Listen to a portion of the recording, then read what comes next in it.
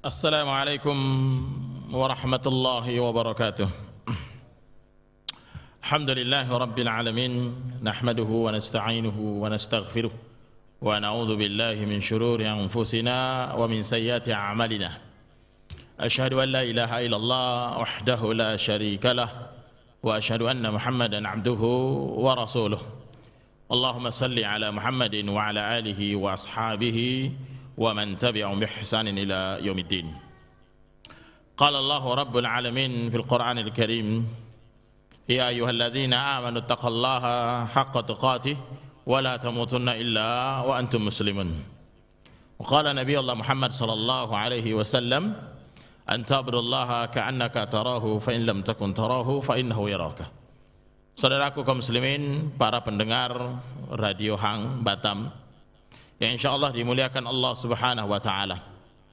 Alhamdulillah, di siang hari ini, di hari Ahad, alhamdulillah kita diberikan nikmat oleh Allah Subhanahu wa taala bisa berjumpa, bisa bertemu, bisa bersama-sama untuk bertalabul ilmi, bisa bersama-sama untuk memahami agama dengan baik. Karena memang sekarang ini, karena saking banyaknya media, banyaknya HP kita di tangan, banyaknya kesibukan, banyaknya aktivitas-aktivitas mubah dan aktivitas makruh yang tanpa kita sadari, sehingga kemudian kadang-kadang banyak orang yang lalai untuk bertalabul ilmi. Oleh karena itu alhamdulillah kita bersyukur kepada Allah dengan kenikmatan yang Allah berikan kepada kita, sehingga alhamdulillah aktivitas talabul ilmi kita yang mungkin diadakan di masjid ini setiap hari Ahad, Allah memudahkan kita untuk bertalabul ilmi. Dan dikatakan para ulama, salah satu tanda seseorang itu dicintai oleh Allah, salah satu tanda orang itu bisa istiqomah, itu adalah ketika dia masih dimudahkan untuk bertalabul ilmi. Dan salah satu tanda orang itu sudah mulai dia lalai, sudah mulai melemah imannya, sudah mulai futur aktivitas ibadahnya, sudah mulai masuk ke zona-zona yang kritis, adalah ketika dia sudah tidak bermajelis ilmu. Maka kalau antum masih dimudahkan oleh Allah, kendaraan antum masih enak dikendarai untuk menuntut ilmu, HP antum masih enak membuka YouTube untuk mendengarkan radio atau kajian di Radio Hang, aktivitas antum, anak antum masih nurut diajak ngaji, istri antum juga masih mau dibonceng untuk pergi ngaji, maka ketahuilah itulah tanda-tanda Allah berkah sama antum, itulah tanda-tanda Allah mencintai antum, itulah tanda-tanda antum diistiqomahkan oleh Allah Subhanahu wa taala. Karena tidak ada jalan yang bisa ditempuh yang menyebabkan orang istiqomah di atas agama ini kecuali dengan satu jalan yang pasti, yaitu ketika dia menyibukkan dirinya dengan tulabul ilmi, menyibukkan dirinya dengan menuntut ilmu. Maka ikhwan fillah rahimani wa rahimakumullah, siapa orang-orang yang hadir di majelis ilmu, siapa orang-orang yang sibuk dengan menuntut ilmu, dia hanyalah orang-orang yang ikhlas. Man yuridillahu bihi khairan yufaqihu fiddin. Siapa yang Allah inginkan kebaikan, maka Allah memahamkan ilmu. Memahamkan apa? Ilmu agama. Maka bersyukur antum yang diberikan kemudahan untuk memahami ilmu agama. Tapi ikhwani billah rahimani wa rahimakumullah, dan para pendengar dimanapun berada di pagi menjelang siang hari ini, kita akan membahas satu pembahasan yang mungkin pembahasan ini tidak cukup untuk sekali pertemuan, mungkin 2 atau 3 atau mungkin 4. Dan saya akan mencoba mengambil satu hadis Nabi sallallahu alaihi wasallam, yaitu pembahasan kita adalah manajemen hidup seorang muslim. Kalau kita masuk di perusahaan, itu ada SOP-nya. Apa itu SOP? Ada standarnya ya. Kalau pakai helm aja ada SNI-nya, ya tidak? Helm saja ada SNI-nya. Maka Islam juga ada standar ukurannya. Maka ketika kita hidup, ikhwani fillah rahimani wa rahimakumullah, ketika kita hidup, maka ada standar yang kita butuhkan. Maka ada standar yang kita butuhkan. Ada manajemen, ada SOP di dalam agama kita. Sehingga kita hidup di dunia ini yang memang umur kita amar umati ma baina sittina ila sab'in. Yang memang umur kita ini umur yang pendek. Umur kita ini singkat. Kalau kita tidak memanage hidup kita ini, tidak kita perbaiki cara beragama kita ini, maka eman-eman. Apa artinya eman-eman? Tahu artinya eman-eman? Apa artinya eman-eman? Sangat disayangkan. Sering saya bilang, hidup kita ini eman-eman banget. Udah umur kita umur yang singkat, badan kita kuat, wajah kita ganteng, matanya melihat dengan baik, telinganya mendengar dengan baik, kaki kakinya kokoh untuk berjalan, otaknya cerdas. Tapi ketika dia tidak memahami agama, eman-eman. Tidak punya manajemen hidup untuk beribadah, ya eman-eman. Allah memberikan dia menjadi laqad khalaqnal insana fi ahsani taqwim. Allah ciptakan dia menjadi makhluk yang sebaik-baik bentuk. Matanya nggak perlu pakai apa? Nggak perlu kacamata lagi, masih jernih. Telinganya juga nggak perlu pakai alat pendengar, masih jernih. Kakinya juga belum pakai tongkat, masih kokoh. Pinggangnya juga belum bunyi-bunyi, masih tegak. Kendaraan, mobil ada, motor ada, semua ada. Maka sungguh sangat eman-eman, kata orang Jawa. Sungguh sangat disayangkan ketika seseorang tidak memahami agamanya. Apalagi ketika Nabi SAW mengatakan, a'mar ummati ma baina 60 ila 70 wa aqalluhum man yajuzu dzalik. Umur umatku ini pendek, hanya 60 sampai 70. Dan hanya sedikit yang lebih dari itu. Umur kita ini 60, ikhwan. 60 itu pun ya alhamdulillah. Makanya ketika Nabi SAW ditanya, ya Rasulullah, siapa manusia yang paling baik? Siapa orang Batam yang paling baik?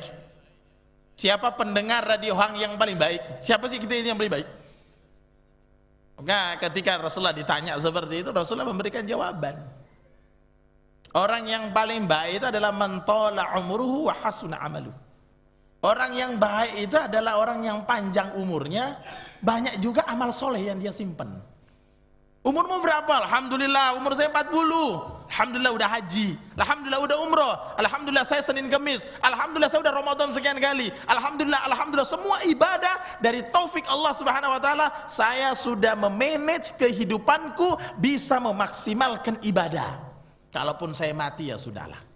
Saya sudah memanage. Yang jadi masalah ada orang itu memang nggak bisa memanage hidup. Hidup itu tidak berkualitas. Dari pagi sampai siang, sampai sore, sampai malam, ya hidupnya gitu-gitu aja. Kadang-kadang juga saya bingung juga. Ada orang yang hidupnya gitu nggak berkualitas. Yo bangun semaunya, bangun jam berapa, mau tidur jam berapa, sholat tak sholat. Allah mengatakan di dalam Al-Quran, orang yang sudah tidak tersibukkan, matanya sudah nggak pernah baca Quran, telinganya udah nggak pernah lihat mendengarkan Al-Quran, ini seperti binatang ternak. Apakah mau kita sebagai makhluk yang diciptakan oleh Allah, yang malaikat mengistimewakan kita? Sekian banyak hadis mengatakan malaikat mendoakan manusia, malaikat mendoakan manusia, malaikat berdoa kepada Allah, ampuni si fulan, ampuni si fulan. Artinya saking tingginya kedudukan manusia. Tapi ajib, banyak manusia membinatangkan atau menghewankan dirinya. Kenapa? Karena dia tidak memahami cara memanage hidupnya. Antum tahu satu konsep? Nabi SAW mengatakan ketika ditanya, ya Rasulullah, ada orang yang bangun kesiangan, nggak sholat subuh. Ini baru satu kesalahan, tidak sholat subuh. Maka Nabi SAW balas syaitan fi udunai. Syaitan kencing di mana? Orang yang kesiangan tidak sholat subuh, Nabi mengatakan balas syaitan fi udunai. Setan sudah ngencingi telinganya. Sampai-sampai ulama hadis mengatakan, manusia yang segagah-gagah, sekeren-keren, seganteng-ganteng ini, mau-maunya anggota tubuhnya dijadikan WC oleh setan. Antum tahu rumah antum, tempat yang paling jelek apa?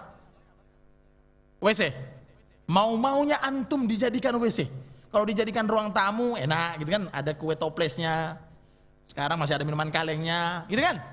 Kalau dijadikan dapur, masih mending lah, ada garam, ada gula, ada teh. Dijadikan kamar, enak lagi, ada kasur empuk, ada AC. Antum dijadikan WC. Makanya ulama hadis mengatakan, ini menunjuknya rendahnya, hinanya manusia.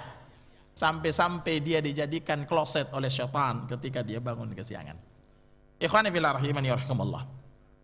Kita sebenarnya ketika mau memanage kehidupan kita, sebenarnya modalnya enak. Pertama, Allah mengatakan al-yauma akmaltu lakum dinakum wa atmamtu 'alaikum ni'mati wa raditu lakumul Islam madina. Ada kata di awal, al-yauma akmaltu lakum dinakum. Pada hari ini kusempurnakan agama kalian. Oh, enak sekali. Islam itu ketika dia mau memperbaiki agamanya, dia mau mengkualitaskan Islamnya, dia mau memperkualitas kehidupannya, mau bermutu kehidupannya, gampang. Kenapa gampang? Pertama, Islamnya, agamanya sempurna. Kalau Islam itu sempurna, artinya yang mengikuti Islam itu seharusnya menjadi orang yang seharusnya sempurna juga kan? Tapi sayang banyak yang tidak sempurna. Satu, dua. Ketika Allah memberikan agama Islam, Allah juga memberikan satu apa? Nabi, memberikan satu Rasul. Sampai-sampai para ulama mengatakan nikmatnya Islam ini adalah ketika Allah menyempurnakan Islam, bersamaan itu juga Allah memberikan Nabi. Masya Allah. Apa yang kurang dari antum? Agama antum sempurna, Nabi antum ada. Dan tidaklah Nabi SAW wafat di umur 63 tahun, 13 tahun di Mekah, 10 tahun di Madinah, kecuali Nabi SAW sudah memberikan secara jelas, gamblang kepada syariat ini kepada kita. Tidak ada yang ditutupi, tidak ada yang tidak tersampaikan. Sampai para sahabat mengatakan sampai burung menggerakkan sayapnya di langit pun juga sudah dijelaskan oleh Nabi SAW. Antum masuk WC, keluar WC, cara buang ludah, hatta antum bersin sudah diatur. Makanya saya juga heran kalau ada orang kok beragama Islam tapi tidak berkualitas kehidupannya. Agamanya sempurna, satu. Nabinya selesai menyampaikan syariat, dua. Maka ikhwani fillah rahimani wa rahimakumullah, ada 3 bab pembahasan ini, tapi karena waktu kita singkat, maka saya akan mencoba untuk mengangkat satu hadis yang bisa kita jadikan sebagai pedoman dalam kita beragama, memperbaiki cara kita memanage agama kita. Yang tujuannya hanya satu, adalah bagaimana kita bisa menjadi wa ma khalaqtul jinna wal insa illa liya'budun. Tidaklah Allah menciptakan kita kecuali untuk beribadah kepada Allah. Maka jadikan kualitas kita itu kualitas yang kehidupan yang berkualitas, segala-galanya adalah bernilai ibadah kepada Allah Subhanahu wa taala. Saudaraku kaum muslimin yang berbahagia dan pendengar radio Hang yang saya hormati dimanapun berada, baik yang ada di Indonesia, di Batam, maupun yang ada di Singapura atau di Malaysia. Ada satu hadis Nabi SAW, dan hadis ini akan kita coba mengkaji sehingga nanti kita menemukan cara kita hidup di dunia ini, khususnya untuk teman-teman yang sudah memahami agama Islam, sudah belajar agama dengan baik. Ada hadis yang disampaikan oleh sahabat Abu Dzar. Abu Dzar ini nama aslinya Abu Dzar adalah Jundub bin Junadah Al-Ghifari. Dan hadis ini juga diriwayatkan oleh Abi Abdurrahman Mu'adz bin Jabal radhiyallahu anhuma, bahwasannya dari Nabi sallallahu alaihi wasallam, Nabi sallallahu alaihi wasallam bersabda, ittaqillaha haitsu ma kunta wa atbi'i sayyi'atal hasanata tamhuha wa khaliqin nasa bi khuluqin hasanin, rawahu Tirmidzi. Hadis ini kita coba kaji. Kalau nggak selesai ya kita lanjut besok. Kapan kita lanjut lagi? Ada hadis Nabi sallallahu alaihi wasallam yang diriwayatkan oleh sahabat Abu Dzar, Jundub bin Junadah. Ini sahabat yang mulia. Abu Dzar ini nama aslinya siapa? Jundub bin Junadah. Dia adalah orang Ghifar. Antum kalau mau belajar Islam, menguatkan Islam antum, belajar antum kisahnya Abu Dzar. Abu Dzar ini adalah seorang sahabat Nabi sallallahu alaihi wasallam, orang yang pertama-tama masuk Islam. Sampai ada yang mengatakan dia urutan keempat yang masuk Islam. Ada yang mengatakan urutan kelima dia masuk Islam. Ketika Nabi sallallahu alaihi wasallam tinggal di Mekah, saya bahasakan sedikit perawi hadis ini. Jadi ini Abu Dzar, biar antum memahami beliau yang meriwayatkan hadis ini. Namanya Abu Dzar, Jundub bin Junadah. Dia Al-Ghifari, dia dari Ghifar. Bukan orang Mekah, bukan orang Quraisy. Maka ketika Nabi SAW berdakwah di Mekah, sudah mulai terdengar oleh Abu Dzar ini tentang kisah Nabi SAW bahwa di sana ada seorang nabi. Maka Abu Dzar sama saudaranya Unais sama ibunya pergi mendekati Makkah, menuju kota Makkah. Sampainya dia menjelang masuknya ke kota Makkah, disuruh untuk gantian masuk. Karena kalau masuk kota Makkah langsung mencari Rasulullah itu bahaya, bisa disembelih sama orang-orang Quraisy ketika itu. Maka apa yang terjadi ketika itu? Mendekati kota Makkah, maka ibunya sama saudaranya Unais sama Abu Dzar ini bertiga berhenti di tengah jalan. Lalu mereka mengatakan, gini aja, saya jaga ibu saya jaga ibu, kata Abu Dzar, kita jaga ibu di sini. Wahai Unais, kamu yang pergi ke kota Mekah mencari tahu siapa yang dimaksud dengan Muhammad. Di saat itu baru 5 orang yang beribadah kepada Allah. Ketika itu baru ada Rasulullah, ada Khadijah, ada Abu Bakar As-Siddiq. Masih ada 2, 3, 4 orang. Kalau kita di Batam ini kan enak beribadah. Antum mau sholat 10 rakaat saja nggak ada yang larang. Antum mau sholat tarawih jam 1 malam pun nggak ada yang larang. Antum mau azan sekencang-kencang apapun nggak ada yang larang. Akhirnya Unais masuk kota Mekah. Saudaranya Abu Dzar jadi masuk kota Mekah. Ketika dia masuk kota Mekah, dia mendapat kabar bahwa memang ada orang yang mengaku nabi. Tapi sebenarnya dia bukan nabi. Menurut orang kampung, ini laki-laki ini adalah tukang sihir, dukun, dan dia adalah penyair. Ini julukan Rasulullah. Karena julukan Rasulullah itu ada 5 kalau tidak salah. Rasulullah dituduh penyair, dituduh pendusta, dituduh ahli sihir, dituduh dukun, dituduh orang gila, 5. Ketika sampai, maka Unais ini mencari tahu, betul nggak sih laki-laki ini dianggap dukun?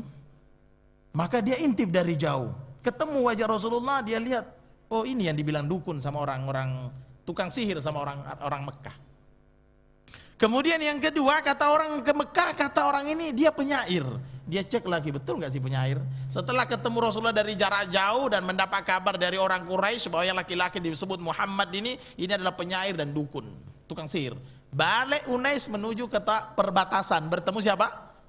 Perawi hadis ini, yaitu siapa? Abu Dzar. Ketika sampai, Abu Dzar mengatakan, apakah kamu ketemu sama laki-laki itu yang mengaku nabi? Ketemu saya, lihat dari jauh. Apa kata orang kampung tentang dia? Kata Unais ini, kata orang kampung, dia sih katanya dukun. Laki-laki ini kata Muhammad katanya dukun, katanya tukang sihir. Tapi menurut pengalaman saya, di tempat kita, di kampung kita kan banyak dukun. Dan dukun itu nggak begitu bentuknya. Kalau saya tengok-tengok, saya lihat-lihat Nabi Muhammad ini bukan dukun. Bentuknya nggak seperti itu, modelnya nggak ada wajah-wajah dukunnya, wajah-wajah tukang sihirnya nggak ada. Masyhur, karena mereka tahu. Jadi Rasulullah itu nggak ada wajah-wajah dukunnya gitu. Jadi Unais bilang, kayaknya sih bukan. Mereka berdua ini belum ngerti, belum masuk Islam. Tapi mereka menilai bahwa Rasulullah itu indah wajahnya, manis wajahnya, bersih tubuhnya. Apa mungkin dia dukun? Kayaknya sih bukan. Lalu kata Abu Dzar, terus kata orang apa lagi? Kata orang sih Muhammad ini adalah tukang penyair. Ayat-ayat yang turun itu karangan dia, penyair. Lalu kata Abu Dzar, menurut kamu betul apa tidak? Kata Unais, ya nggak mungkin, saya kan pengarang syair. Jadi Unais ini itu pengarang syair di Ghifar. Menurut saya Al-Quran yang turun itu tidak sama, tidak bisa dibantah. Saya ini pengarang sastra, tukang sastra, penyair, dan tidak bisa mengalahkan syairnya itu. Ini menunjukkan bahwa Rasulullah Muhammad itu bukan penyair. Akhirnya makin penasaran, siapa? Makin penasaran Abu Dzar. Akhirnya mengatakan, wahai begini saja, kamu yang jaga ibu, saya yang ke kota Mekah. Tapi saya akan menyelidiki siapa itu Muhammad. Kalau dia nabi saya akan ikuti. Kata Unais, tapi hati-hati ya, ini lagi gencar-gencarnya Rasulullah dakwah sembunyi-sembunyi. Ketika Abu Dzar Al-Ghifari, Jundub bin Junadah Al-Ghifari, dia berangkat kota Mekah, dia nyari tahu orang kampung. Jadi intel dia. Dia cari tahu Muhammad itu ciri-cirinya kayak gimana, saya mau ketemu dia. Tapi dia nggak betah cari Rasulullah. Akhirnya dia nanya sama orang kampung, kamu tahu nggak orang-orang yang ngaku nabi? Pada saat bertanya itu, ikhwan, antum dengarkan kisah ini disebutkan dalam Sahih Bukhari, disebutkan dalam Sahih Muslim. Ketika bertanya seperti itu, dan ada yang mengatakan Abu Dzar itu ngupingin orang warga tentang Rasulullah. Tapi masyarakat tahu bahwa Abu Dzar ini sedang mencari Rasulullah. Apa yang terjadi? Semua satu kampung di tempat itu melempari batu Abu Dzar. Oh, ternyata kamu pengikutnya ya, gitu. Oh, digebukin. Sampai dikatakan dari riwayat sampai dia bangun dalam keadaan berdarah badannya. Sudah berdarah, lemes dan tidak ada yang membantu. Orang warga ngebukin dia karena dianggap dia pengikutnya satu orang. Padahal belum ketemu Rasulullah, baru dianggap pengikut. Itu digebukin. Sampai berdarah, pingsan dan bangun. Ketika bangun dia bersandar di dekat Ka'bah. Setelah dia bangun, dia lihat ada laki-laki yang tawaf di samping Ka'bah. Dan itu dua itu siapa? Rasulullah dan Abu Bakar sedang melakukan tawaf. Selesai tawaf dia datangi. Apakah terjadilah komunikasi antara Rasulullah dengan Abu Dzar, sehingga kemudian Abu Dzar masuk Islam. Simple, cepat. Dia mengatakan kalau begitu ya Muhammad saya sudah masuk Islam. Ya kamu sudah masuk Islam. Asyhadu an la ilaha illallah asyhadu anna Muhammad Rasulullah. Kata Rasulullah, jangan ribut, diam. Kamu ini baru sedikit kita ini, jangan ribut-ribut. Oh enggak, besok pagi saya mau naik gunung, terus saya mau teriak. Jangan. Karena ini orang semangat. Dan dalam riwayat Ghifar itu termasuk suku yang paling apa? Paling berani. Jadi badannya gede, hitam, besar, pemberani. Itu jadi dari daerah Ghifar, dan di sana juga ada suku Aslam. Ketika besok paginya dia naik di bukit, kemudian dia teriak, asyhadu an la ilaha illallah wa asyhadu anna Muhammadar Rasulullah. Orang Mekah gempar. Akhirnya Abu Dzar diusir dari Mekah, dia balik ketemu ibunya tadi, ketemu dengan Unais, kemudian dia balik ke Ghifar. Dan subhanallah, sahabat yang begitu teguh di dalam beragama, yaitu Abu Dzar Al-Ghifari.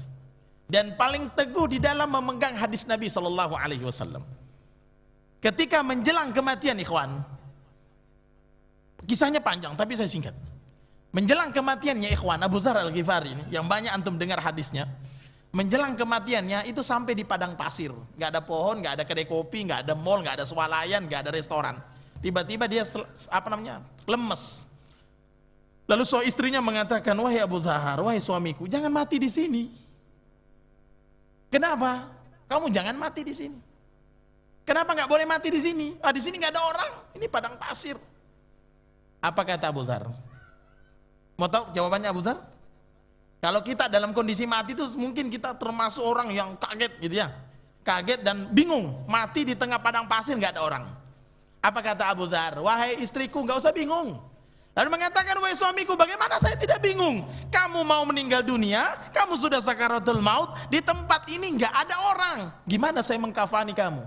Bagaimana saya mensolati kamu? Gimana saya nguburin kamu? Saya ini perempuan, gimana saya mau gali tanah di sini? Apa kata Abu Dzar? Mau dengar jawaban Abu Dzar? Wahai istriku, dulu saya pernah ketemu Rasulullah sallallahu alaihi wasallam. Kemudian Rasulullah sallallahu alaihi wasallam mengatakan begini, wahai sahabatku, suatu saat nanti di antara kalian akan ada satu orang yang mati di padang pasir. Dan ketika dia mati akan disolati oleh banyak orang. Lalu dia mengatakan sama istrinya, tahu nggak? Hadis itu saya dengar. Dan semua orang yang banyak itu sudah mati-mati semua, tinggal saya sendiri. Berarti hadis itu kira-kira untuk siapa? Saking ini sudah mau meninggal dan belum ada orang, tapi dia masih yakin bahwa ketika saya mati nanti akan banyak yang mensolati saya, akan banyak ada yang mengamandikan saya, ada mengkafani saya. Padahal ketika itu nggak ada orang sama sekali. Akhirnya karena dia pernah dengar Rasulullah, suatu saat nanti sekelompok kalian ini, kata Rasulullah, ada yang mati satu orang di padang pasir, kemudian setelah mati didatangi banyak orang. Ketika dia meninggal dunia, betul istrinya bingung, geleng-geleng gini, waduh gimana ini, suamiku udah meninggal. Tiba-tiba datang rombongan Abdullah ibnu Mas'ud.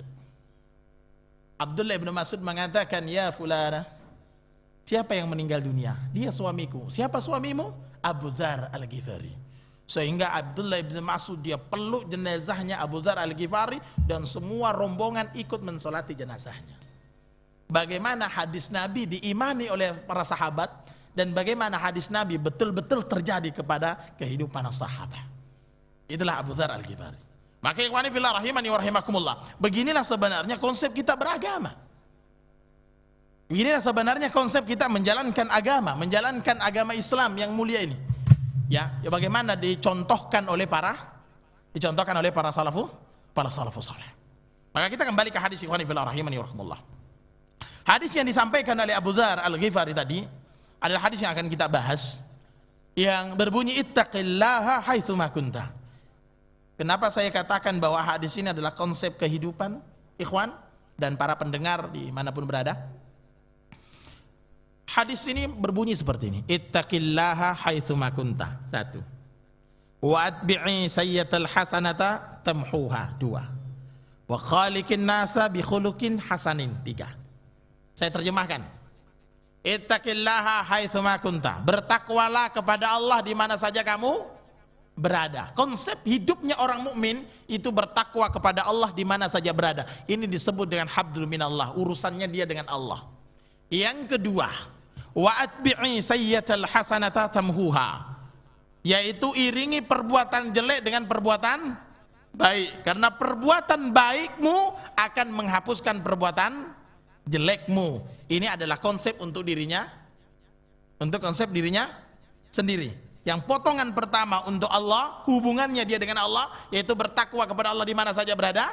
Kemudian yang kedua adalah wa atbi'i sayyatal hasanata tamhuha, yaitu adalah bagaimana dia melakukan perbuatan jelek, perbuatan baik ini menghapus perbuatan jeleknya, ini untuk dirinya sendiri. Yang ketiga adalah wa khaliqin nasa bi khuluqin hasanin, pergaulilah manusia dengan pergaulan yang baik. Ini untuk hablum minan nas. Kalau tiga-tiganya teman-teman semua yang hadir di sini dan para pendengar yang menyaksikan dan yang mendengarkan kajian di sore ini, 3 ini kita lakukan, hubungan kita kepada Allah, hubungan kita kepada diri kita sendiri, dan hubungan kita kepada orang lain. Kalau 3 konsep ini kita fahami dengan baik, maka kita akan menemukan bahwa Islam itu begitu sempurna. Kenapa ikhwan? 1, hadis ini memperbaiki konsep kita, manajemen hidup kita. Yang pertama, banyak orang yang bertakwa kepada Allah tapi dia lupa dengan dirinya sendiri. Dia lupa dengan hubungannya dengan manusia. Sebaliknya, ada orang yang baik akhlaknya dengan manusia tetapi dia senantiasa bermaksiat kepada Allah. Maka ini akan kita coba kaji, dan mudah-mudahan di waktu ini cukup untuk kita mengkaji hadis ini. Saya ambil yang pertama. Yang pertama adalah ittaqillaha haitsuma. Apa yang pertama? Ittaqillaha haitsuma kunta. Ini disebutkan dalam hadis Arba'in, hadis nomor 18 kalau tidak salah. Nanti dicari di rumah. Ya, yang pendengar dimanapun bisa melihat dalam di dalam hadis Arba'in di An-Nawawi di nomor yang ke-18. Yang pertama hadis ini, potongan yang pertama adalah ittaqillaha haitsuma kunta. Bertakwalah kepada Allah dimanapun kamu berada. Saya mengambil dulu kalimat bertakwa. Saya akan jelaskan dan mudah-mudahan teman bisa memahami dengan jelas. Apakah yang dimaksud dengan takwa? Ada yang paham arti takwa? Saya kasih hadiah. Tapi bukan handphone saya yang jadi hadiah. Ada yang tahu artinya takwa? Bertakwalah kepada Allah. Kata takwa ini adalah nasihat. Semua, bahkan para dahulu, para ulama, bahkan ada laki-laki yang datang kepada Rasulullah, ya Rasulullah ausini, ya Rasulullah berikan wasiat kepada saya. Maka wasiatnya Rasulullah adalah bertakwalah kepada Allah. Bahkan Umar ibn Khattab sering dalam khutbahnya dan sering menasihati orang dengan kalimat bertakwalah kepada Allah. Dan kata takwa itu nasihat. Tetapi yang jadi masalah adalah ketika ayat ini, hadis ini begitu indah dengan kalimat seperti ini. Ittaqillaha haitsu ma kunta. Bertakwalah kepada Allah di mana saja kamu berada. Perhatikan ikhwan. Takwa itu kenapa kemudian Nabi SAW mengatakan bertakwalah di mana saja kamu berada. Saya akan mengatakan 3 poin di sini dan perhatikan baik-baik. Bertakwalah kepada Allah dimanapun kamu berada. Yang pertama, ternyata takwa itu tidak ada hubungannya, tidak terikat dengan tempat. Takwa itu tidak terikat dengan tempat. Artinya bertakwa kepada Allah tidak terikat tempat, artinya dimanapun kamu bertakwa. Karena ada orang dia bisa bertakwa di masjid, tapi dia tidak bisa bertakwa di pasar. Ada orang dia bisa bertakwa di kampungnya, di Batam dia bertakwa, banyak ikhwan di sini. Ketika di Batam dia bisa bertakwa, celananya di atas mata kaki, dia bisa menarik-narik jenggotnya, dia bisa memakai pakaian yang menutup auratnya, dia bertakwa di kota Batam. Tapi ketika dia safar ke kampungnya nggak bisa bertakwa lagi. Dia bisa bertakwa ketika di masjid. Ketika dia masjid dia bertakwa kepada Allah. Dia menjadi orang yang paling khusyuk, paling sejuk, paling indah, paling tenang, paling indah dudukannya, tenang, nyaman. Dia di dalam masjid, dia menjadi orang yang bertakwa. Tapi ketika keluar dari masjid, dia bukan lagi menjadi orang yang bertakwa. Maka takwa itu tidak terikat dengan tempat. Ada orang dia bisa bertakwa kepada Allah mungkin karena dia memahami hadis ahabbul biladi ilallahi ta'ala masajiduha, tempat yang paling disukai oleh Allah dalam masjid. Akhirnya di dalam masjid dia bertakwa. Tapi ketika di dalam kamarnya dia tidak bertakwa. Ada orang bertakwa di Madinah karena ketika di Madinah mungkin dia sholat sunnah bisa mendapatkan pahala 100, kalau di Mekah 100.000. Ketika dia ke Mekah menjadi orang yang paling bertakwa. Ketika di Mekah menjadi orang yang paling bertakwa. Ketika balik ke kampungnya dia tidak bertakwa. Ikhwan, antum bertakwa kepada Allah haitsuma kunta, dimanapun kamu berada, tidak terikat dengan yang namanya tempat. Banyak orang akhi dia bisa takwa kepada Allah di tempat ini tapi dia bermaksiat di tempat lain. Ketika di kampungnya mungkin banyak ikhwan, banyak yang kenal, malu saya Ustadz bermaksiat. Banyak ikhwan di sini Ustadz, tak enak kita. Kenapa nggak merokok? Aduh Ustaz, di sini banyak ikhwan, tak enak kita. Kenapa cingkrang? Oh di sini banyak ikhwan, tak nggak enak kalau ada yang lihat. Perempuan juga begitu. Kenapa kamu berjilbab, nutup auratnya dengan sempurna? Iya Ustaz, karena di Batam ini banyak yang kenal saya. Jadi nggak enak loh Ustaz. Jadi pas di Batam dia bertakwa. Pas safar melupakan Tanjung Bintang Batamnya udah ditinggal, balik ke kampung, di situ nggak ada ikhwan, di situ dia bermaksiat. Jadi takwa itu tidak terikat dengan tempat. Kadang-kadang kan gitu. Kita tinggal di Tanjung Pinang, tinggal di Batam, mungkin banyak kenal, akhirnya kita menjadi orang yang bertakwa. Sehingga ketika kita safar, balik ke kampung kita, saya beberapa bulan yang lalu balik ke Sulawesi. 5 bulan yang lalu balik ke Sulawesi. Saya masuk ke kampung yang kecil pelosok. Nggak ada yang kenal saya dan nggak ada juga yang mungkin memahami agama sama dengan yang saya pahami. Mungkin disitulah mudah bagi seseorang untuk jatuh kepada maksiat. Makanya kenapa Rasulullah mengatakan ittaqillah haitsuma kunta, bertakwalah kepada Allah di mana saja kamu berada, karena tidak terikat tempat. Banyak orang-orang kalau umroh, masya Allah, ketika dia umroh di Mekah, di Madinah, dia menjadi orang soleh dan itu bagus. Dia ketika umroh menjadi orang yang nangis di depan Ka'bah, bagus. Dia bertakwa kepada Allah. Tapi yang tidak bagus ketika dia balik ke negerinya, dia bermaksiat kepada Allah.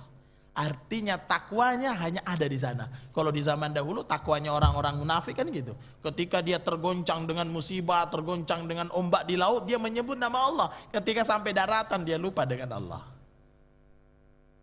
Maka coba ini antum pahami ini. Bahwa ternyata menjadi orang yang bertakwa kepada Allah itu tidak terikat dengan tempat. Tidak ada bedanya antum berada di kota Madinah, di kota Mekah dengan di Batam. Tidak ada bedanya ketika antum duduk tersimpuh di dalam masjid dengan duduk di dalam kamar. Tidak ada bedanya ketika antum duduk di dalam masjid ini antum menjadi orang yang saleh karena tempat. Kemudian di tempat lain antum bermaksiat kepada Allah Subhanahu wa taala. Itu yang pertama. Kemudian yang kedua. Kalau ketika Nabi sallallahu alaihi wasallam mengatakan bahwa ittaqillaha haitsuma kunta, bertakwalah kepada Allah di mana saja berada. Artinya takwa itu tidak terikat dengan waktu. Yang tadi tidak terikat dengan tempat. Yang kedua tidak terikat dengan waktu. Artinya apa? Bertakwa kepada Allah tidak terikat dengan waktu. Mau di Ramadan, mau di luar Ramadan, mau di bulan Syawal, mau di pagi, mau di siang, mau malam, mau petang. Tidak ada yang membedakan manusia untuk bertakwa kepada Allah Subhanahu wa taala. Makanya sampai ada perkataan ulama mengatakan bi'sal qaum alladzi bi'sal qaum la ya'rifunallah illa fi Ramadan. Sejelek-jelek orang itu hanya yang mengenal Allah hanya di bulan Ramadan. Banyak orang ketika bulan Ramadan dia menjadi manusia paling bertakwa. Tapi ketika bulan Syawal hilang ketakwaan. Karena dia menjadikan ketakwaan itu adalah sebuah tempat, sebuah waktu. Maka waktu-waktu tertentu dia bertakwa kepada Allah dan waktu-waktu yang lain dia bermaksiat kepada Allah Subhanahu wa taala. Maka ikhwani fillah rahimani wa rahimakumullah. Ibadah itu atau kalimat takwa itu ketika Nabi sallallahu alaihi wasallam ittaqillaha haitsu ma kunta. Bertakwalah kepada Allah di mana saja kamu berada, maka dia tidak terikat dengan sebuah waktu. Banyak orang, subhanallah, mungkin antara maghrib dengan isya dia bisa menjadi orang yang bertakwa. Mungkin antara jam 8 sampai jam 10 dia masih menjadi orang yang bertakwa. Tapi ternyata ketika di malam harinya sampai subuhnya dia menjadi orang yang bermaksiat.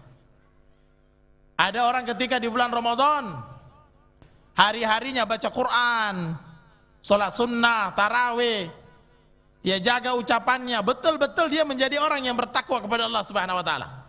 Tetapi ketika di luar Ramadan dia sudah tidak menjadi orang yang bertakwa.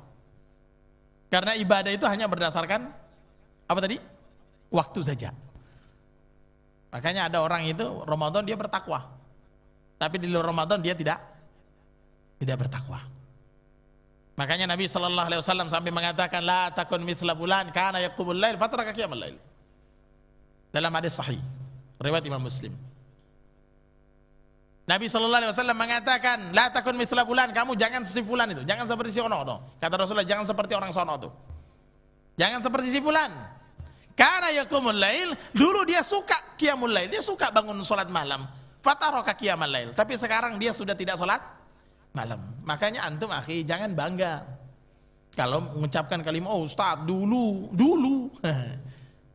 Ustaz saya pintar ngaji. Dulu saya udah pernah umroh. Dulu saya rajin sholat malam. Sekarang enggak. Dulu saya ikut ngaji di Radio Hang itu, saya ikut ngaji. Ikut bantu-bantu Radio Hang dulu. Wah gitu.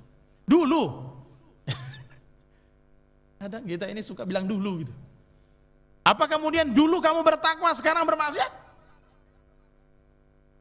Dulu Ustaz, dulu Radio Hang itu waktu masih dulu gitu. Saya ikut jadi orang bangun. Sekarang udah enggak sih Ustaz. Dulu rajin ikut ngaji Ustaz, sekarang enggak. Dulu saya baca Quran Ustaz, saya sekarang enggak. Maka dulumu siapa Tuhanmu, sekarang siapa Tuhanmu? Kalau dulumu kamu beribadah kepada Allah, lalu kenapa hari ini kita tidak beribadah kepada Allah? Fa'budu rabbaka hatta ya'tiyakal yaqin. Beribadahlah kepada Allah sampai kamu betul-betul datang kata yakin. Yakin itu artinya apa? Kematian. Karena kematian itu sesuatu yang diyakini. Jadi mati itu beribadah kepada Allah itu sampai kita mati. Mati itu artinya yakin. Karena kematian itu sesuatu yang diyakini. Maka ikhwani fillah rahimani wa rahimakumullah, ini yang kedua. Kemudian kalau ditanya yang ketiga, apa yang ketiga Ustaz? Ini yang ketiga yang mungkin sangat penting adalah seseorang yang bertakwa kepada Allah ketika dikatakan ittaqillaha haitsu ma kunta, bertakwalah kepada Allah di mana saja kamu berada. Yang ketiga adalah ketakwaan itu tidak terikat dengan keadaan. Jadi bertakwa kepada Allah tidak terikat dengan apa tadi yang pertama? Tidak terikat dengan tempat. Dimanapun silakan bertakwa. Sama, silakan bertakwa. Yang kedua bertakwa tidak terikat dengan apa? Dengan waktu. Yang ketiga, takwa itu tidak terikat dengan keadaan. Maksudnya apa? Ada orang ketika senang dia bisa astagfirullah, masya Allah, alhamdulillah. Coba ketika dia marah, bisa nggak dia bertakwa? Orang bertakwa kepada Allah itu akhi, baik ketika dia marah maupun ketika tidak marah dalam kondisi bertakwa. Makanya kalau ketika duduk-duduk seperti ini banyak orang bisa bertakwa. Tapi coba kalau ketika antum diserempet mobilnya, ditabrak mobilnya, ditabrak motornya, masih bertakwa nggak antum di situ dari kata-kata mencela, mengumpat? Banyak orang itu ketakwaannya berubah sesuai dengan kondisi dan keadaannya. Padahal ketakwaan itu haitsu ma kunta, bertakwalah kepada Allah di mana saja berada, itu tidak terikat dengan keadaan. Baik ketika dia marah, ya tetap bertakwa kepada Allah. Termasuk berkaitan dengan ini, ya bahwasannya takwa tidak terikat dengan keadaan, tidak terikat dengan keadaan. Banyak orang bisa bertakwa di tempat ramai, tapi tidak bisa bertakwa di tempat yang sepi. Sekarang saya tanya, antum kalau lagi rame, sholat sunnah nggak? Biasanya kalau orang sendiri, malas sholat sunnahnya. Kalau antum lagi rame-rame begini, antum menampakkan diri antum menjadi orang yang paling soleh. Yastakhfuna minan nas wala yastakhfuna minallah. Banyak orang-orang itu dia bisa menyembunyikan kejelekannya dari manusia, tapi dia tidak bisa dia bisa menyembunyikan kejelekannya di depan manusia, tapi dia tidak menyembunyikan kejelekannya di depan Allah Subhanahu wa taala. Saya bacakan satu hadis. Renungan untuk kita. Bahwa banyak orang yang bertakwa kepada Allah itu imannya masih bergoyang. Dia bertakwa kepada Allah itu ketika dia ramai, tapi dia tidak mampu bertakwa ketika sepi. Makanya para ulama mengatakan kalau antum mau melihat keikhlasan dan tingginya nilai ketakwaan antum, bertakwalah kepada Allah ketika sepi. Saya bacakan hadisnya. Hadis dari Thauban, ani Nabi sallallahu alaihi wasallam, bahwasanya Nabi sallallahu alaihi wasallam bersabda, la a'lamanna aqwaman min ummati ya'tuna yaumal qiyamah bihasanati amsali jibali tihamah. Kata Nabi sallallahu alaihi wasallam, sungguh saya tahu ada satu kaum besok dia mendatangi Allah pada hari kiamat dengan banyak pahalanya. Dia datang pada hari kiamat dengan pahala puasanya, pahala hajinya, pahala umrohnya, pahala sedekahnya, pahala ngajian, banyak pahalanya. Ketika dia berhadapan kepada Allah, dia membawa banyak pahalanya.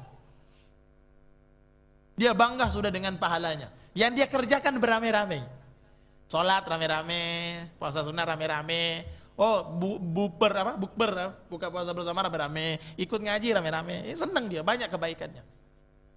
Tapi ketika amal solehnya itu diantar kepada Allah Subhanahu wa taala, maka hanya seperti apa? Fayaj'aluha Allah azza wa jalla haban mansura. Maka ketika diantarkan kepada Allah, amal soleh tadi hanya seperti debu yang bertebarangan. Sedih ya, ada orang yang amalnya banyak tetapi tidak dinilai oleh Allah Subhanahu wa taala. Sampai-sampai para sahabat mengatakan, ya Rasulullah, beritahu kami kok bisa seperti itu. Beritahu kami siapa mereka, kok amalnya mereka disia-siakan oleh Allah. Antum mau tahu? Saya bacakan hadisnya, kita baca. Apa kata Nabi sallallahu alaihi wasallam? Ama innahum ikhwanukum wa min jildatikum wa yakhuduna min al-laili kama takhuduna walakinnahum aqwamun idza khala bi maharimillah intahakuha. Dengarkan baik-baik ikhwan. Kata Nabi sallallahu alaihi wasallam, ada orang yang amalnya disia-siakan oleh Allah. Dan ini hati-hati. Ini biasanya anak muda kena ini. Dia membawa amal soleh yang banyak, dia bawa kebaikan yang banyak, tetapi tidak diterima oleh Allah Subhanahu wa taala disebabkan karena apa? Ketika banyak manusia dia bisa beribadah, tetapi ketika di malam hari, ketika dia masuk di kamarnya, dia hanya tidur sendiri di kamar, di situ dia bermaksiat kepada Allah. Karena dia hanya bisa beribadah ketika ramai, tapi ketika dia sendiri dia bermaksiat kepada Allah. Maka itulah kemudian Allah mengatakan, Nabi SAW mengatakan, ittaqillaha haitsu ma kunta, bertakwalah kepada Allah dimanapun berada. Karena banyak orang bisa bertakwa kepada Allah ketika ramai, tapi tidak bisa bertakwa kepada Allah ketika sepi. Banyak orang dia bisa beribadah kepada Allah dalam kondisi banyak orang, banyak kawan-kawan melihatnya, ada ustadznya yang lihat, ada ikhwan yang lihat, ada temennya yang lihat, awalnya semangat ibadah, tapi ketika dia sendiri di dalam kamar, dia ambil handphonenya, googling ke sana kemari, nengok aurat orang, Bahkan kadang-kadang siapa yang di chat, Assalamualaikum ukhti, ya, hai, kata hai itu nggak tahu dikirim ke siapa, hai, ketika sepi dan tidak ada yang melihat. Maka ikhwani fillah rahimani wa rahimakumullah, Allah mengatakan dalam surah Al-Baqarah, awala ya'lamuna annallaha ya'lamu ma yusirruna wa ma yu'linun. Apa kamu nggak tahu? Allah itu melihat kamu ketika kamu dalam kondisi nampak dan ketika kondisi kamu tersembunyi, dan yang apa yang kamu sembunyikan semua ditahu oleh Allah Subhanahu wa taala. Maka ikhwani fillah rahimani wa rahimakumullah, sebelum saya masuk di poin yang kedua, saya ingin mengatakan begini. Ketakwaan yang paling tinggi dari kata takwa tadi, bahwa ketakwaan kita kepada Allah, konsep hidup kita bertakwa kepada Allah. Jadi kalau teman-teman mengatakan, Ustaz alhamdulillah kita sudah bertakwa, puasa kemarin kan mengajarkan kita takwa ya. Ya ayyuhalladzina amanu kutiba alaikumusiyam kama kutiba alal ladzina min qablikum la'allakum tattaqun. Kita sudah mengatakan, ya Allah, ya Ustadz, kemarin kita berpuasa, dengan berpuasa kita menjadi orang yang bertakwa. Bahkan kita hafal hadis man shoma ramadhana imanan wa ihtisaban ghufira lahu ma taqaddama min dzanbi. Ustadz, kalau kita berpuasa iman dan mengharapkan pahala, diampuni dosa-dosa kita. Insya Allah saya sudah menjadi orang yang bertakwa. Antum garis bawahi 3 poin tadi. Bahwa bertakwa itu, antum dianggap diri antum bertakwa kepada Allah kalau antum tidak berubah karena ke tempat. Dimanapun antum berada, begitulah nilai ketakwaan antum kepada Allah. Yang kedua, antum bertakwa kepada Allah tidak terikat dengan waktu. Mau siang, mau malam, mau pagi, mau sore, mau gelap, mau terang, mau Ramadan, tidak Ramadan, sama nilai ketakwaan antum kepada Allah. Yang beda hanya kualitas. Misalnya Ramadan semangat, mungkin di luar Ramadan standar dan lain sebagainya. Yang ketiga adalah ketika kita bertakwa kepada Allah, maka ketakwaan itu, ketakwaan kita kepada Allah tidak berubah karena juga keadaan dan perasaan. Karena lagi suntuk nih, rokok. Lagi suntuk nih, mabok. Lagi seger nih, ya ibadah. Nggak bisa. Ketakwaan kepada Allah itu tidak mengikuti perasaan antum. Ustadz, kenapa kamu marah-marah, mencela, mengejek orang? Maklumilah Ustadz lagi marah. Enggak. Orang bertakwa kepada Allah, baik dalam kondisi dia marah maupun dalam kondisi dia tidak marah, dia tetap bertakwa kepada Allah. Baik dalam kondisi ramai ataupun dalam kondisi sepi, dia tetap bertakwa kepada Allah Subhanahu wa taala. Makanya ikhwani fillah rahimani rahimakumullah, ada perkataan seorang ulama mengatakan bahwa tingkat tinggi, nanti antum tes sendiri di rumah. Antum tes di rumah ya. Tingkat tinggi ketakwaan dan kesempurnaan ketakwaan seseorang itu adalah ketika dia mampu memiliki rasa takut dan bertakwa kepada Allah ketika dalam kondisi bil ghaib, ketika tidak ada yang fil ghaib, ketika dalam kondisi apa? Sepi. Antum dalam kondisi sendiri. Makanya kalau antum tanya, apa pahala solat malam itu yang paling asyik itu yang mana, Ustaz? Antum solat wa nasu naimun. Antum solat malam dalam kondisi orang sedang tidur. Istri antum tidur, anak tidur. Tiba-tiba antum bangun, Allahu Akbar. Nah itu. Atau mungkin pas itikaf, semuanya udah ngorok dengan nada-nada masing-masing. Hahu sana kan. Tiba-tiba antum bangun, ambil air wudhu, antum sholat. Gak ada yang lihat antum sholat. Kondisi ketakwaan yang paling sempurna. Makanya Allah mengatakan di dalam Al-Quran, mengatakan innal ladzina yakhshawna rabbahum bil ghaibi lahum maghfiratu wa ajrun kabir. Allah mengatakan dalam surah Al-Baqarah dan surah Al-Mulk, Allah mengatakan innal ladzina yakhshawna rabbahum, dan orang-orang yang takut kepada Allah bil ghaibi, dalam kondisi tidak ada yang melihat, dalam kondisi dia tersembunyi. Dia datang tiba-tiba, dia datang takut kepada Allah, nggak ada yang lihat, dia betul-betul takut kepada Allah. Maka Allah mengatakan apa? Lahum maghfirah, Allah ampuni dosa-dosanya. Wa ajrun kabir, Allah berikan pahala yang besar. Makanya ada doa yang antum harus hafal. Allahumma as'alukal khasyataka fil ghaibi wasyahadah. Itu doanya Rasulullah. Apa kata Rasulullah? Ya Allah, saya memohon kepadamu, berikan saya rasa takut kepadamu, baik ketika saya sendiri maupun ketika saya berdua. Baik ketika sepi maupun ketika dia ramai. Baik ketika saya nggak ada yang nemeni maupun ketika banyak.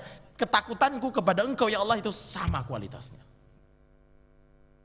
Karena kadang-kadang kita ini takut kepada Allah, Jadi takwa itu artinya tameng untuk kita tidak jatuh kepada azab Allah. Itu artinya takwa. Dan disitulah kita bertakwa kepada Allah ketika kita betul-betul dalam kondisi apa? Dalam kondisi sepi. As'aluka khasyataka, ya Allah, saya minta rasa takut kepadamu fil ghaibi wasyahadah. Baik dalam keadaan tersembunyi ataupun dalam keadaan nampak. Dihafalkan. Nanti yang hafal dikasih hadiah insyaallah. Yang hafal. Qani billah rahimani wa rahimakumullah. Itu poin yang berapa ini? Pertama dari hadis yang kita bahas. Bahwa kalau teman-teman mau memperbaiki manajemen hidup, mau memperbaiki manajemen hidupnya, pertama perbaiki urusanmu dengan Allah, yaitu bertakwa kepada Allah. Jadi kalau didengarkan besok-besok, kalau antum dengar apa sih yang dimaksud dengan takwa, antum sudah tahu itu ya. Jadi besok-besok takwa itu apa? Takwa itu adalah antum bertakwa kepada Allah, yang maknanya adalah mengerjakan perintah Allah dan menjauhi larangannya, baik dalam kondisi menjauhi larangannya, baik dalam kondisi rame, sendiri, sepi, atau apa, antum mampu meninggalkan. Dan antum melakukan ketaatan kepada Allah juga dalam kondisi yang sama, tetap dalam kondisi taat kepada Allah, baik rame maupun sepi. Kalau begitu sudah konsep hidup kita beribadah kepada Allah, maka aman. Itu yang pertama. Tapi kalau kita masih beribadah karena rame, pas sepi ya nggak ibadah, ya itu masih manajemen ibadah antum masih perlu diperbaiki. Masih perlu diperbaiki. Paham nih? Oke, baik. Sekarang yang berapa sekali? Hadisnya potongan ke berapa? Kedua. Yang tadi apa yang pertama? Ittaqillaha haitsuma kunta. Yaitu bertakwalah kepada Allah dimanapun kamu berada. Jujur, ini berat. Jujur ini berat. Itu namanya tingkat ketakwaan kepada Allah adalah ketika kita kualitas takwa kita tidak berpengaruh karena tempat, tidak berpengaruh karena keadaan, tetapi dia betul-betul bisa memiliki rasa ketakwaan kepada Allah dengan sempurna. Sekarang potongan yang kedua. Potongan yang kedua, hadisnya yang kedua adalah wa atbi'i sayyi'atal hasanata tamhuha. Artinya apa? Iringi perbuatan yang baik itu dengan perbuatan, iringi perbuatan wa atbi'i sayyi'ata hasanata tamhuha. Iringi perbuatan yang sayyi'ah, iringi perbuatan yang jelek dengan perbuatan yang baik, karena perbuatan yang baik akan menghapus perbuatan yang jelek. Khoni fillah rahimani rahimullah. Saya ingin jelaskan begini. Hadis ini tadi menjelaskan yang pertama adalah tentang takwa. Di mana saja kita disuruh bertakwa. Tiba-tiba di potongan kedua mengatakan iringi kesalahan itu dengan kebaikan. Perhatikan baik-baik maksud hadis ini, supaya antum juga memahami konsep hidup itu. Yang pertama adalah kenapa Nabi SAW mengatakan iringi perbuatan jelek dengan perbuatan baik. Pertama, tidak ada manusia yang bersih dari dosa. Baik dia kiai, baik dia syekh, dia kiai, dia ustadz, baik orang yang siang malam dia beribadah kepada Allah, ada masanya dia akan terpeleset dengan perbuatan dosa. Dan itu tidak bisa kita ingkari. Kullu bani Adam khata' wa khairul khata'at tawwabun. Semua anak cucu Adam melakukan kesalahan, dan sebaik-baik orang yang melakukan kesalahan itu adalah dia bertaubat kepada Allah. Jadi kalau antum mendengar hadis iringi perbuatan jelekmu dengan perbuatan baik, Allah akan menghapuskan perbuatan jelek. Artinya apa? Poin pertama yang kita ambil bahwa Allah Subhanahu wa taala memiliki sifat kasih sayang kepada hambanya, sehingga hambanya ketika dia bermaksiat lalu dia melakukan perbuatan baik, maka perbuatan baiknya ini akan menghapus perbuatan jeleknya. Ini kasih sayang Allah. Makanya innallaha yuhibbut tawwabin. Allah itu sangat suka kepada orang yang bertaubat. Allah cinta kepada orang yang bertaubat. Kenapa Allah cinta kepada orang bertaubat? Taubat itu kan dalam rangka seseorang mendekatkan dirinya kepada Allah, kemudian diampuni oleh Allah. Itu menunjukkan bahwa manusia memahami bahwa Allah Maha Pemberi, Ar-Rahman dan Rahim kepada hambanya. Coba bayangkan ikhwan, kalau Allah tidak membuat prinsip dan konsep ini, sebanyak apapun perbuatan baik yang kita lakukan, perbuatan jelek kita tetap apa? Tetap ada. Dia sholat, dia puasa, dia haji, dia perbuatan jeleknya tetap ada. Tapi ternyata dengan adanya hadis ini, menjadikan setiap seseorang melakukan perbuatan baik, maka perbuatan jeleknya secara otomatis hilang. Bahkan ulama mengatakan perbuatan baik itu ada dua pendapat. Perbuatan baik itu bisa menghilangkan semua dosa, baik dosa besar maupun dosa kecil. Ini yang pertama.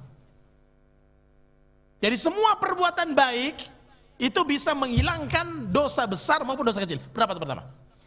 Walaupun ada pendapat kuat yang mengatakan bahwa seseorang yang melakukan dosa besar tidak bisa terhapus dengan amal soleh kecuali dengan cara bertaubat kepada Allah. Tetapi Masya Allah, saya suka dengan hadis ini. Kasih sayangnya Allah. Kita cinta dengan hadis ini. Hadis ini betul-betul menunjukkan bagaimana kasih sayangnya Allah kepada kita. Di mana seseorang melakukan amal solehnya itu menjadikan amal jeleknya itu terhapus.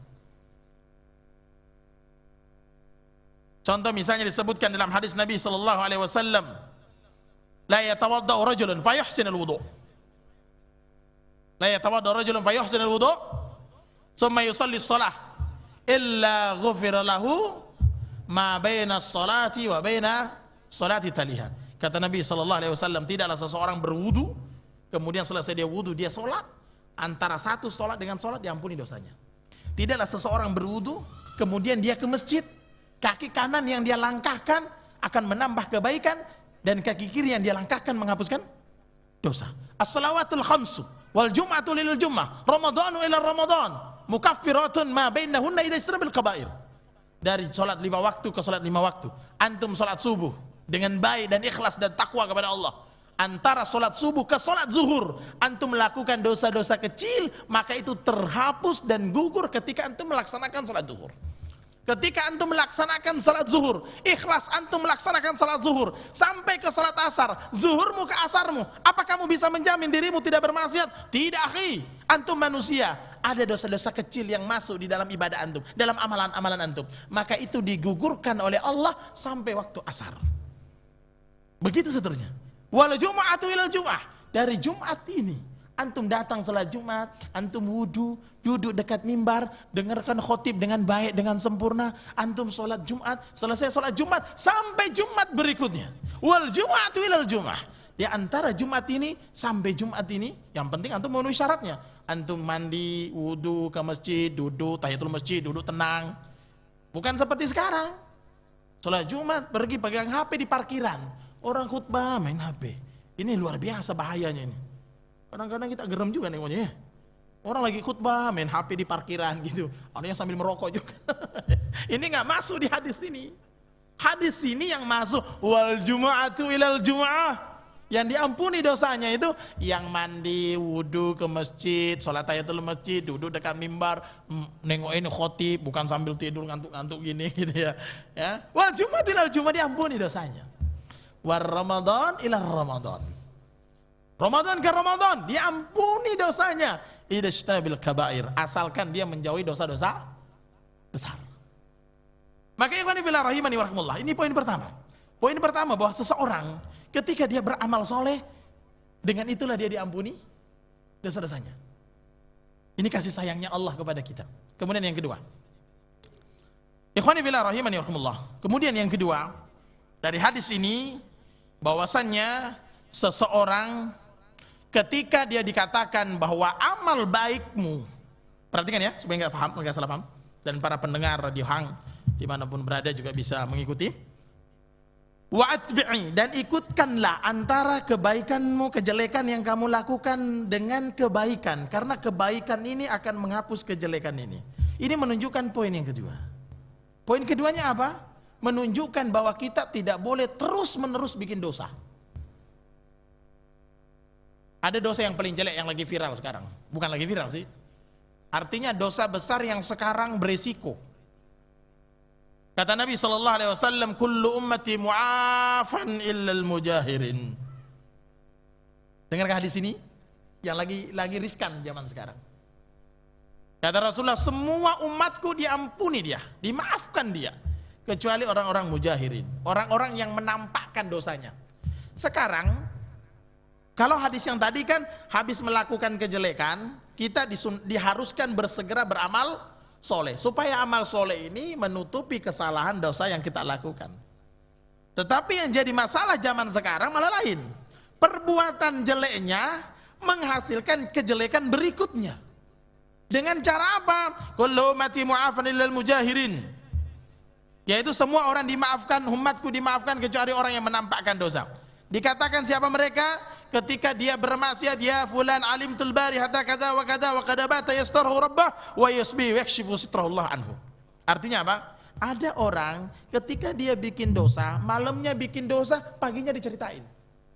Tuh, tahu nggak? Tadi malam mabuk saya. Bangga dia. Seharusnya orang kalau dia berbuat dosa, dia beristighfar. Istighfarnya itu inilah yang menghapuskan dosanya. Kalau sekarang enggak. Di sini disebutkan amiltul bari hada kada wa kada. Malamnya dibikin dosa, paginya dicerita. Oh, tahu enggak? Tadi malam bermalam minggu saya jalan sama cewek. Peluk-pelukan, cerita. Kalau enggak di podcastin itu. Sekarang maksiat di podcastin, ditonton jutaan orang.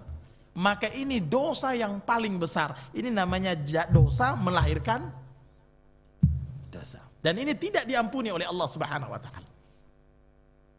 Jadi orang itu kalau bermaksiat zaman sekarang ngeri. Kalau zaman dahulu orang bermaksiat udah dia balik ke rumahnya istighfar. Astagfirullah. Kenapa itu bisa terjadi ya? Merenung, ya Allah, saya tobat gitu kan. Dia pergi ambil air wudu, sholat, istighfar, baca Quran. Maka ini insya Allah diampuni oleh Allah Subhanahu wa taala. Ini malah enggak.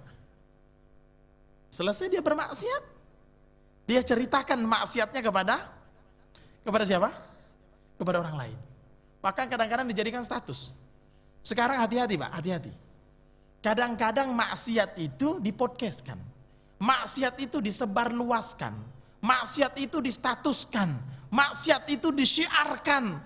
Dosa itu dipertontonkan. Sehingga diikuti oleh sekian orang, maka semua orang yang mengikuti dosa itu semua dapat dosanya. Makanya Nabi SAW mengatakan, hari ini kalau ada yang membunuh, maka dosa membunuh dilimpahkan kepada salah satu dari anak Nabi Adam alaihissalam, karena dialah yang pertama kali ngajarin cara membunuh.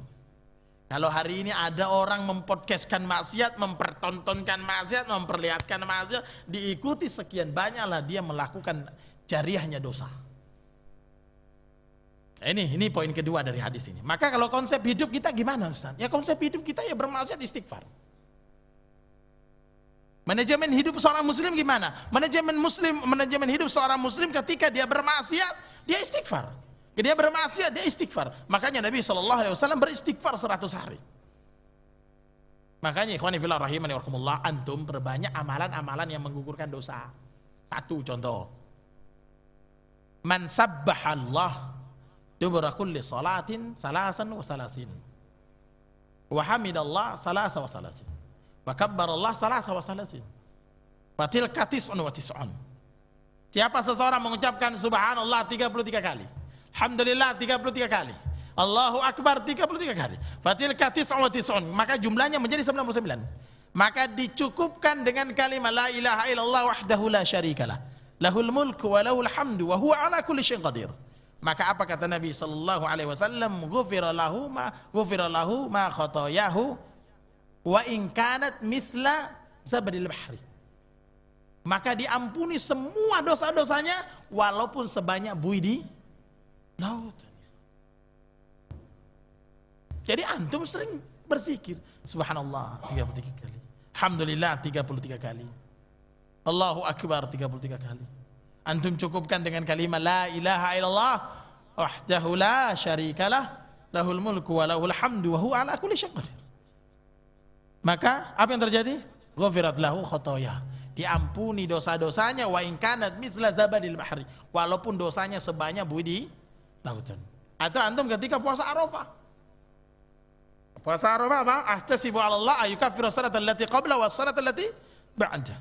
Antum puasa Arafah sehari sebelum Idul Fitri, maka puasa Idul Fitri sehari itu disebut dengan puasa Arafah, maka itu diampuni dosa-dosa setahun yang lalu dan setahun yang akan datang. Maka ikhwani fillah rahimani wa rahimakumullah. Ini poin yang kedua, manajemen hidup seorang muslim. Bahwa tidak mungkin seseorang itu dia aman dari perbuatan dosa. Pasti dia terjatuh dalam perbuatan maksiat dan perbuatan dosa. Maka prinsipnya gampang, sebagaimana yang disebutkan di dalam Al-Quran, disebutkan oleh Allah dalam Al-Quran, innal hasanat yudhibnal sayyi'at. Sesungguhnya kebaikan itu menghapuskan kejelekan. Maka ikhwani fillah rahimanillah, sampai-sampai ada seorang ulama mengatakan perbuatan jelek itu seperti najis, dan perbuatan baik itu seperti air.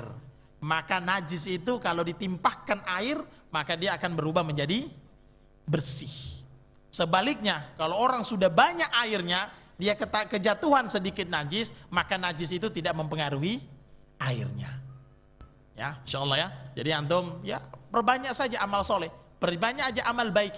Insyaallah amal soleh dan amal baik itu akan menjadi penghapus untuk seseorang melakukan kejelekan. Artinya bertaubat. Makanya hadis Nabi SAW, ada hadis Nabi SAW mengatakan, at-taibu minadz-dzanbi kama la dzanbalah.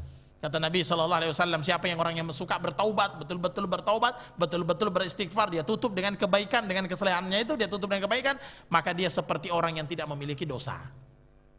Maka dia tutup selalu dengan kebaikan. Makanya kalau antum, wa na'udzubillah, seseorang misalnya terjatuh dalam perbuatan maksiat, terjatuh dalam perbuatan dosa, maka segera untuk bertaubat dengan melakukan amal soleh. Amal soleh apa saja? Kita nggak usah terlalu tersibukkan amal soleh apa, Ustaz. Amal soleh apa saja? Semua amal soleh yang kita kerjakan, yang kita lakukan, insya Allah akan menghapuskan perbuatan jelek kita. Yang dulu waktu kecil makan gorengan 5 ngaku 3 gitu kan? Ada kan? Yang dulu mungkin parkir nyenggol mobil orang, mungkin parkir nyenggol motor orang, mungkin keluar masjid nginjak-injak sandal orang, mungkin kita suka nengkiin orang, melakukan perbuatan jelek. Tutuplah semua itu dengan kita memperbanyak amal soleh. Tutup semua itu dengan kita perbanyak, dengan sedekah.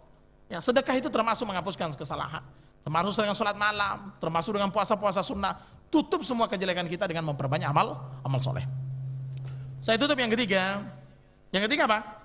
Ini yang paling penting untuk antum dan untuk para pendengar dimanapun berada, dari pendengar radio Hang dimanapun berada, barakallahu fikum. Yang ketiga adalah Nabi SAW, wa khaliqin nasa bi khuluqin hasanin. Ini yang kalimat terakhir dari konsep manajemen seorang muslim. Yang pertama adalah bertakwa kepada Allah, ini urusannya kepada Allah. Wa atbi'i sayyi'atal hasanata muwada, itu urusannya dengan dirinya. Dan yang sekarang, wa khaliqin nasa bi khuluqin hasanin, pergauli orang dengan akhlak yang baik, artinya ini hablum minanas. Saya memberikan 3 kata kunci, ikhwan. 3 kata kunci, perhatikan baik-baik. Dan para pendengar juga mudah-mudahan bisa dihafal. Yang pertama, berakhlak itu syariat. Pahami dulu ini. Berakhlak itu syariat Nabi. Dan akhlak itu ibadah.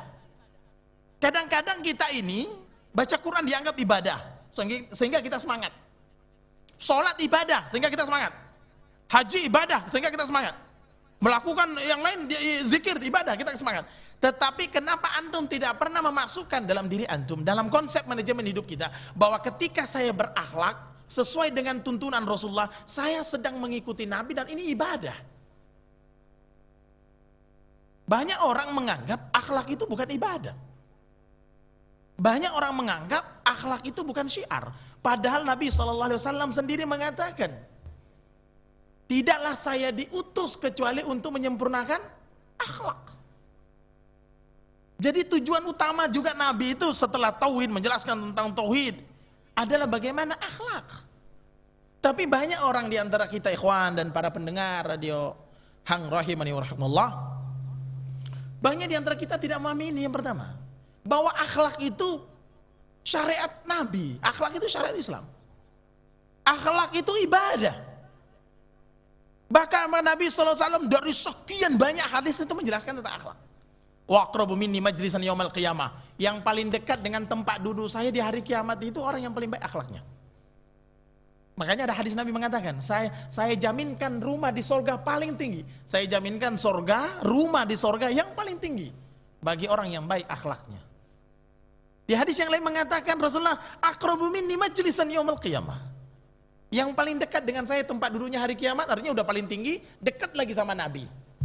Itu adalah orang yang paling baik akhlaknya.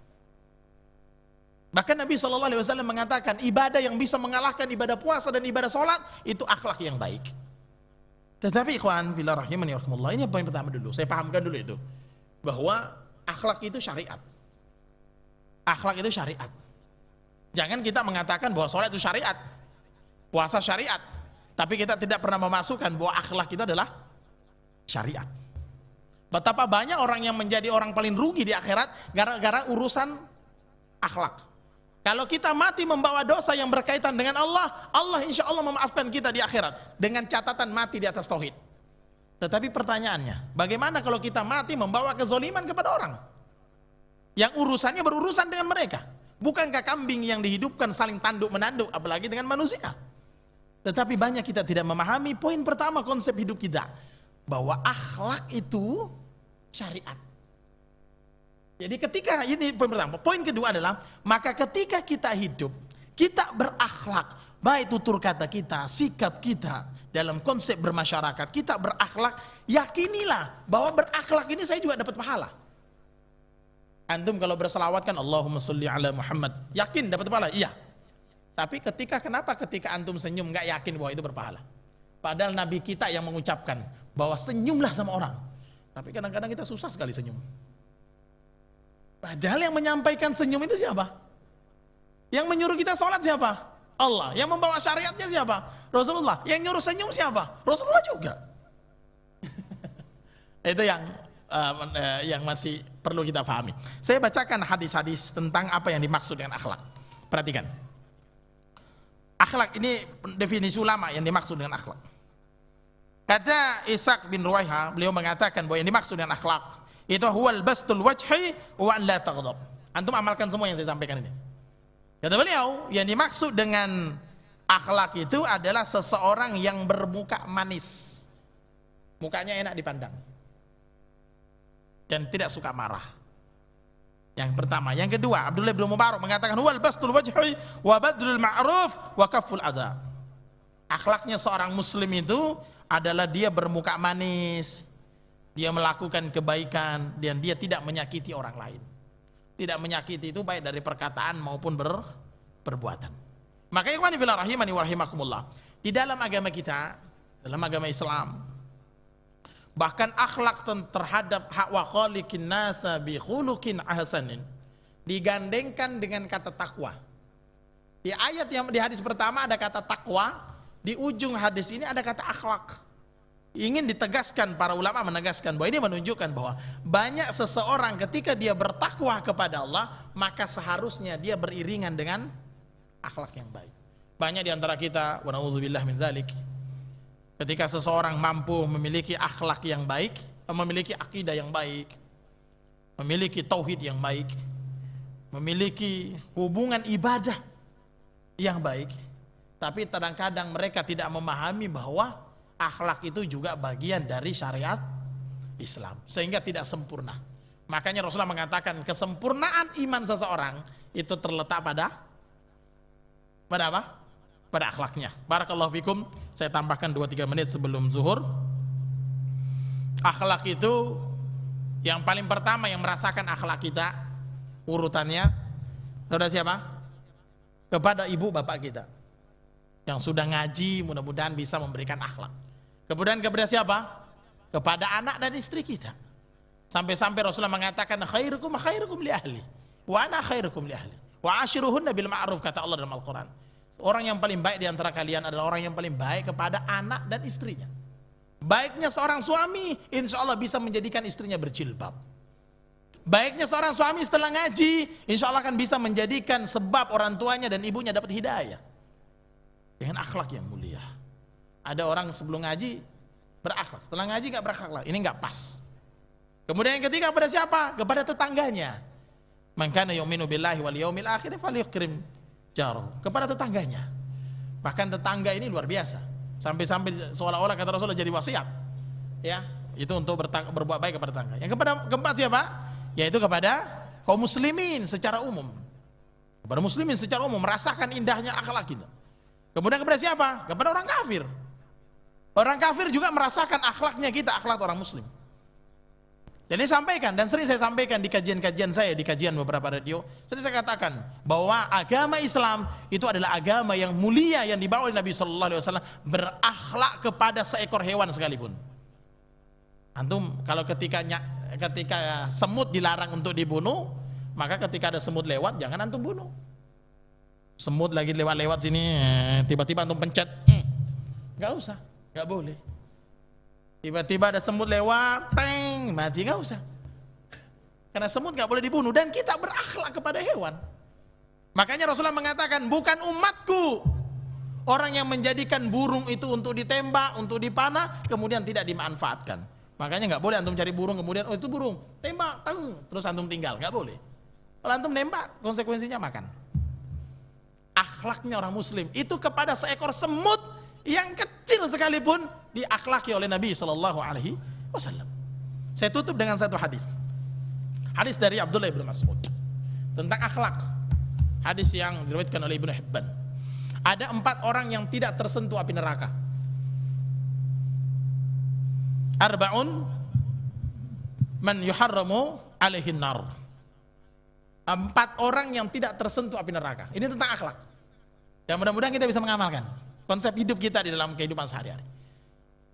Kata Nabi SAW, ala ukhbirukum, wahai para sahabatku, mau nggak saya beritahukan 4 orang yang diharamkan tersentuh api neraka. 4 orang tidak dipegang oleh neraka, aman dia dari kulitnya dari api neraka. Kata para sahabat, bala ya Rasulullah, mau ya Rasulullah. Siapa mereka? Kata Rasulullah, ala kulli hayyin lahyin qaribin sahlin. 4 orang ini tidak tersentuh api neraka. Ala kulli hayyin lahyin qaribin sahlin. Tidak tersentuh api neraka. Siapa itu? Hayyin. Hayyin itu pernah dengar SKKD, sok kenal sok dekat apa? SKSD ya. Sok kenal sok dekat. Orang yang sok kenal sok dekat itu masuk dalam hadis ini. Yang pertama kali hayyin. Hayyin itu orangnya supel, sok dekat. Woi, assalamualaikum, waalaikumsalam gitu. Nah, itu orang tidak tersentuh mereka. Kadang-kadang kita, jadi kalau antum keluar masjid, udah jelas orang itu Islam, ya salamin aja. Assalamualaikum. Woi, dari mana? Woi, kapan sampai? Gak kenal gak apa-apa. Dan memang itu yang disunnahkan, dianjurkan. Antum sok kenal sama orang. Dan itu yang dimaksud hayyin. Hayyin itu artinya orang yang pemaaf, tenang, nyaman, tawaduk, dan sok kenal sama orang. Assalamualaikum, salam. Dari mana? Kapan datang? Mungkin yang diajak bicara bilang, ini siapa sih ini? Sok kenal, sok dekat. Ya memang orang Islam itu harus sok kenal, sok dekat. Makanya Rasulullah mengatakan, salim ala ma'arif, tawaman lam ta'arif. Ucapkanlah salam kepada siapapun yang kamu temui, kenal tak kenal semua ucapkan salam. Maka tanda-tanda hari kiamat itu ketika akhlak kita itu sudah tidak bersalaman kepada orang selain golongan kita. Silakan antum ketemu, assalamualaikum. Yang kedua apa siapa? Hayyin layyin. Layyin itu artinya lembut, tidak suka marah, pemaaf, tidak suka mencela. Kalau ngomong itu enak, ngomong sama istri, wah enak sekali. Ngomong sama suami, wah enak sekali. Ngomong sama enak, wah enak sekali. Ngomong sama karyawan, wah enak sekali. Ngomong sama bos, wah enak sekali. Nah itu layyin. Yang ketiga apa? Qaribin. Qaribin ini dekat sama orang. Dekat itu artinya itu tadi, supel. Termasuk maknanya supel, sok dekat. Kenal tak kenal selama Islam, saling saling siara, saling bertemu. Kadang-kadang kita satu di pojok sana, satu pojok sana, nggak pernah salaman.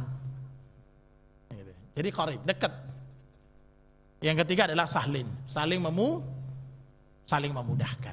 Barakallahu fikum, mudah-mudahan bermanfaat. Saya tutup, subhanakallahumma wa bihamdik, asyhadu an la ilaha illa anta astaghfiruka wa atubu ilaik. Assalamualaikum warahmatullahi wabarakatuh.